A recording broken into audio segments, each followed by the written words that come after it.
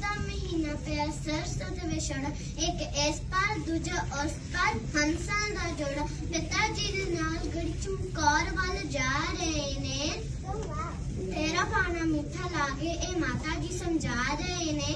ਛੋਟੀਆਂ ਨੇ ਜਿੰਦਾ ਪਰ ਹੌਸਲੇ ਅਡੋਲ ਨੇ, ਜਾਨ ਕੌਮ ਲਈ ਵਾਰਾਂਗੇ ਇਹ ਸਾਹਿਬਜ਼ਾਦਿਆਂ ਦੇ ਬੋਲ ਨੇ।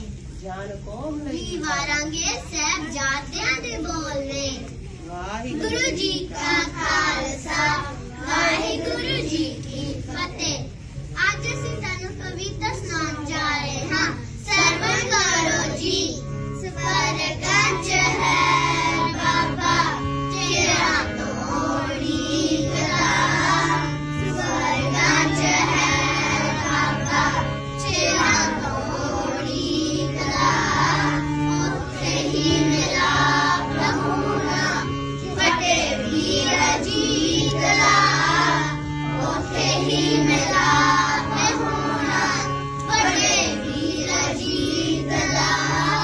ਨਾਲ ਹੋਣਾ ਉਡੀਕਦਾ ਜੁਝਾਰ ਸਾਡੀ ਅੰਮੀ ਹੈ ਨੀ, ਅੱਜ ਸਾਨੂੰ ਰੀ ਜਾਣਾ ਸਿੰਗਾਰ